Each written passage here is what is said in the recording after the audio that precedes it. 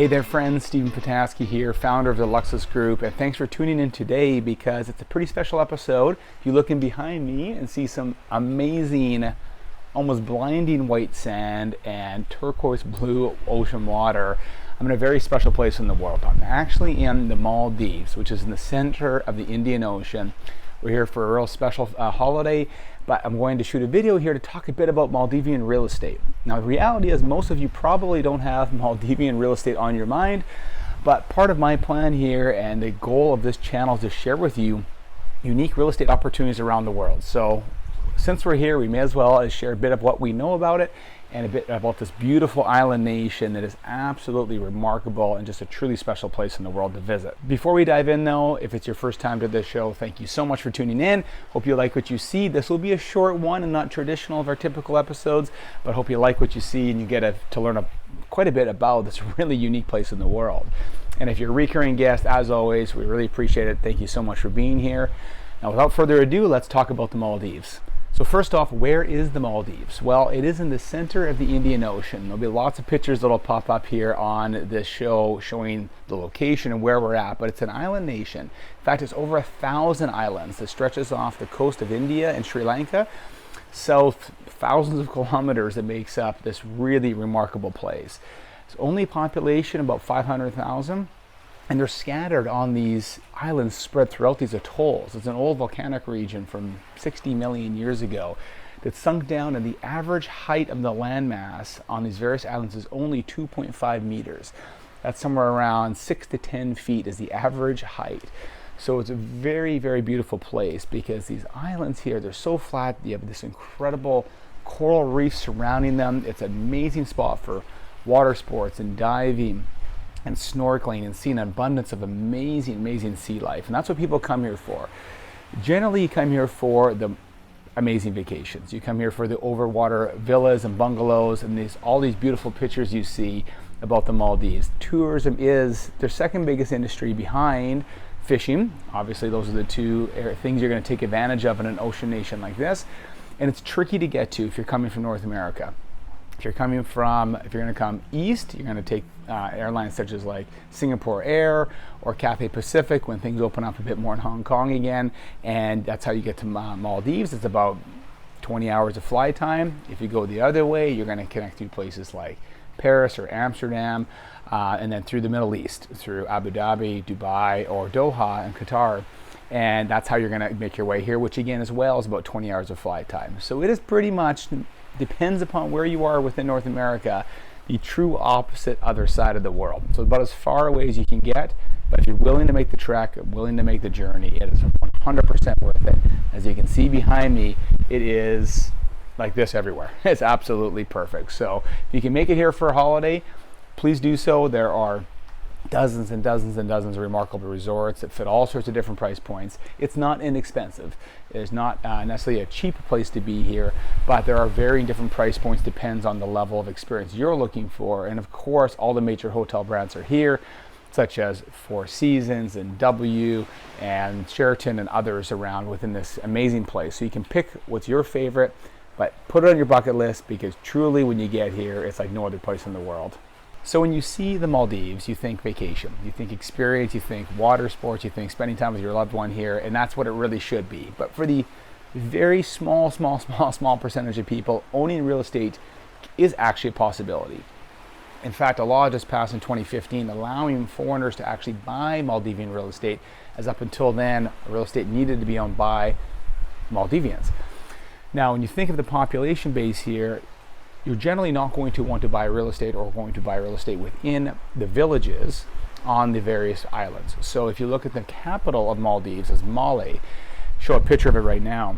It's almost like a concrete jungle on this small island. It really is remarkable, but you're not going to want to own real estate there.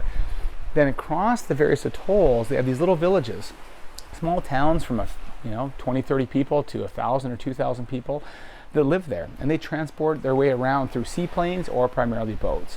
But that's not where you're looking to buy real estate. If you were to buy real estate, really you're here to buy yourself an island. You're not going to be buying yourself a condo, you're not going to be buying yourself a home, you're going to be buying yourself an island. Now, buying an island is very, very, very difficult. In addition to it being extremely rare, despite how many islands there are here, most of them are just these small little islands with nothing on them. The majority of the good ones are taken up by luxury resorts. So buying an island is not an easy task. And you're not going to see buying an island on an MLS system. You're going to require a broker and an agent that's going to target to acquire that island in order to do something with it. Now, generally speaking, there are only a couple ways to own real estate here. One is you find an abandoned island, which is almost impossible, but it is possible. Or you buy an operating resort. So that's another way to invest into the Maldives, is you buy an operating resort that has a hotel such as this or others around, and you're going to spend a lot of money, from mid-single digit millions to multiple tens of millions of dollars. So we're talking something for the ultra wealthy. But if it is a dream to own an island, a dream to have a place in this really remarkable place in the world, that is one of the avenues. So you target and you would look for, if you're in the hotel business, for example, you target a resort that's potentially for sale and you acquire it. That could become your home base where you have maybe your own little personal villa on the island, but of course it is part of a commercial operation where you're renting it, because tourism is so important to the Maldivians here. This is what generates so much of the income, the jobs and the commerce here. And absent of having that here, it was just a bunch of islands for very, very wealthy people that have their personal homes on it that are only here for a few weeks a year. It would not drive the economy forward. So we have an obligation, responsibility, if you were to invest in this, to buy a resort and operate it as a tourist operation and try to drive jobs and income and prosperity here for Maldivians. That would be one of the primary goals, which is why it is possible to go that route if you're looking to own some real estate here in the Maldives. Now, as I mentioned before, you're not just going to find the Four Seasons listed on an MLS system to buy for $100 million. You're going to need an international broker that's going to go, it's called sniper approach. They're going to target very specific sellers that generally sell through different channels than you'd see in the public market. And you'd say that here's my budget, here's the style of resort I would like, here's the area of Maldives I would be interested in being in, and they will go target these particular operators to see if it is for sale, and if so, at what price. So it's a totally different approach than we generally look at buyers in real estate. You go to see what sellers are in the market and you negotiate this way.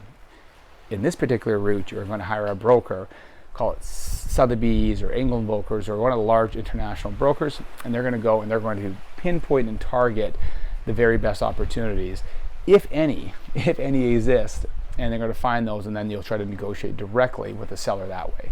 So it's a slightly different approach, but this is how you actually target ultra luxury, ultra limited real estate. Is you don't wait for something to come for sale as the buyer. If that's something you want to be in, you have to be intentional with what you're looking for. You need an amazing agent and broker, like the best, that's going to go out there and search and find the right opportunities, and they door knock effectively. And they're there to try to find sellers that may be motivated, maybe the hotel's not doing what they wanted, maybe it's going super well and they're looking to exit. Whatever the reason is, that's their job, to go and try to find those opportunities for you as the buyer and matchmake a buyer and a seller, and then ultimately help negotiate a price and terms and such that make sense for both sides. So in the very rare chance that you might be interested in Maldivian real estate, that's the approach I would take. Again, there are some very strict rules about foreigners owning real estate in the Maldives, so it may not even be possible, but for me, I'm a curious guy. I'm always interested to learn about, when I go to these places in the world, how could you get involved financially? How could you invest into these certain markets? Some markets, frankly, are just impossible. And this is one of those ones which is almost impossible, almost. And while we certainly won't be doing any deals in the Maldives anytime soon, it is. I always find it very interesting just to know how it works. So I hope that provides a little bit of information. Probably more than anything, though, it gives you a chance to see more of the Maldives, learn more about this remarkable place in the world, and hopefully encourages you, if this is on your bucket list or something maybe potentially down the road, to come here. Come here and spend some time and enjoy the remarkable place that is this beautiful, beautiful country.